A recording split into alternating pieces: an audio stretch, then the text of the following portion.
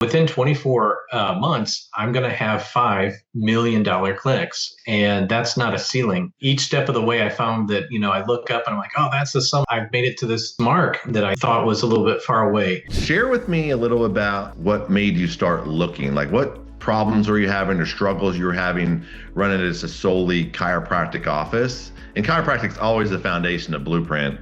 Sometimes that comes with hurdles. And just kind of explain to me about those things. Yeah, well, at the time that I was starting to look, I had 7 offices, and at that time with the systems that we had, they just weren't really scalable, and it seemed like that there were really large cracks in our foundation as far as how to run things. So practice for me was starting to feel like a really bad epic game of whack-a-mole, and I felt like a fox chasing 7 rabbits. So at that point, I was really looking for some way that I could, find enjoyment again in practice. Reimbursements, playing the insurance game, and in order to be profitable, each doctor would have to see 1,000 patients every month, and it just wasn't tenable. One of the common things I see in this chiropractic, and me in general, when I ran my practices, was the numbers game. Happen to see hundreds of patients a day or thousands of patients a week or month to really hit that revenue goal, to be able to pay your employees and enjoy. And I always say being a chiropractor should be very enjoyable, right? Not stressful. Yeah. I mean, business in general is stressful, and I get it. But it should be, we should have freedom. We should have the flexibility to have our personal lives and running our businesses at the same time. And that was the ideal. And for a period of time, I really felt like that was it. But, I was always, I was at a point, early in my career where I couldn't relate to people when they would say, oh man, tomorrow's Monday, that sucks, or something like that. I was always raring to go, but, changes over time, and, being on the system that we were at, it was just draining the life and love out of my passion. How did you end up thinking about Blueprint to Practice Automation? Yeah, so I was struggling in practice, and I let very few people know about that because I felt that, it had to be me. So I was embarrassed. I didn't let a whole lot of people know, but I did have a couple of hard conversations with one of my good friends, Brett. And he was looking into Blueprint, and if you ever have a conversation with him, ask him about the size of the chip on my shoulder before I started. 18 years running things the way that I had, I was very scared and skeptical of something that I would have considered to be a management company. I know that's not the way that I would describe Blueprint now, but that's really what I was. The way that I got to Blueprint really started that way. It was our epic event. You actually came as a guest. Yeah. You were sitting to the left of me. I sure was. And you had your laptop out, taking notes. This guy knows what he's doing. So I appreciated the attentiveness that you had, and like the very detail oriented. I could tell that you were going to make sure that you had all your T's crossed and all your I's dotted before you became a customer. Absolutely. Yeah. I did my research, that's for sure. How does Blueprint change the way you practiced? I know Blueprint isn't here to change anyone's chiropractic foundation, but how did it change the dynamic of your practice and just how it runs, how it operates, the impact? And you've talked about foundation a couple of times. So what I want to do, I'm going to answer that question, but I also want to explain something, preface that no matter what I do, chiropractic is my God-given purpose. And so chiropractic has to be, number one, foundational. It's the core. It's not just, a part of me. It is really what I believe that God filled my lungs with air to do. So I'm glad that you said that a couple of times, but as far as like how it's changed what I do, chiropractic has never left the forefront. And that was something, talking about that chip that was on my shoulder, I was really scared that I was going to have to give up that identity. And very thrilled to find out that you have the BPA Pyramid that shows that clearly chiropractic is the solid foundation that we build our practices upon. So to answer the question, I believe you asked, how has BPA changed how I do things?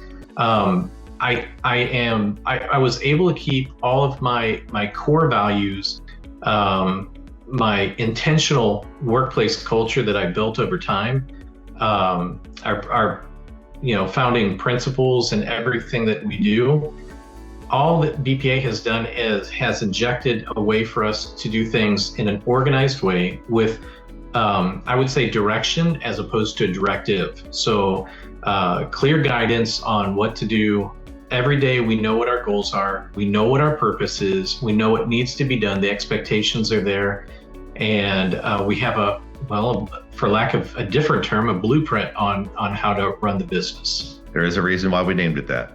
I figured it had to be it. Looking at your practice, how's it impacted how you connect with your patients? Well, I would say that's got to be one of the most important changes that I noticed. Again, 18 years of what I did before, we were kind of given scripts what to say to a patient, and it didn't matter what personality profile or the person's code was. Everybody got the same day one, day two experience. The biggest thing as far as how to connect with my patients, I think, was probably one of the most transformative things. We learned not what to say to a patient, but how to say it, how to connect to them, and how to connect on a very deep level. One thing that I tell people is the scripts, I think they were pretty good for a period of time, but we're in the TikTok era, and you have to keep people's engagement and the kind of attention span that we've evolved to. And if you're talking and just saying things as opposed to truly connecting, looking the patient in the eye and focusing on their why for why they're there, you're going to lose them pretty quickly. And that was extraordinarily evident within the first few months of us rolling out Blueprint. I agree. It's definitely how you say it, not what you say. What you say is very important, but it's like if you have 4 different types of people and you're running them through one type of scenario, you miss out on helping a lot of people in your community and transforming their health. And no one wins at that point. The clinic doesn't win, the community doesn't win, obviously the patient doesn't win. If you looked at when you came into Blueprint and where you're at now, and you don't have to give me specific numbers, maybe give me percentages on increased revenue, so to speak. What do you see there? Has that helped you build your teams or reinvest back into your business? Because that's one of the biggest things with chiropractors is they don't have the revenue to reinvest back into their business to grow and help more people. And for the benefit of anybody who might be on the fence or who could identify where I was at the time, I'll go ahead and share a little bit extra. Towards the before I started with Blueprint, we were not profitable. Kind of embarrassing because I had been in practice again up at that point 18 years. Now it's been closer to 20. But we weren't very profitable. Actually, we weren't profitable.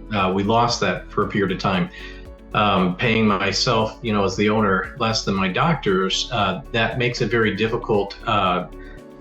You're not looking at innovation at that point. You're not looking at a way to improve your infrastructure, the way that you do things, look for the better techniques, technologies, et cetera. It's just survival at that point. And we've been able to flip that completely around in a very short amount of time. So now we are looking, I have an outlook that I didn't have 2 years ago. 2 years ago, it was very different. And we are able to invest. At that point, if you said, hey, Rob, I've got a really great mechanism for marketing, it's going to give you a 5-to-1 ROI, but it's going to take $5,000. I would have said, hey, I don't know where that's going to come from.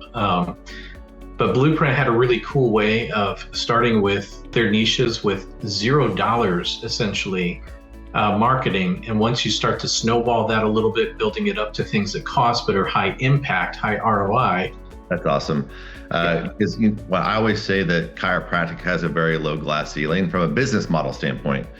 but it's the best philosophy and health solution out there. It's the most frustrating thing because we always wonder why we have only seen 8 to 13% of the population. It's because of the model of the message that we've been relaying over the last century. It's just not resonating. So if you add niches to your practice, you're able to allow to tap into the other 87% of people that we're not tapping into, and then we still help them with chiropractic. Just because the front message is knee pain, neuropathy, plantar fasciitis, weight loss, doesn't mean that they're not coming in and not getting chiropractic, right?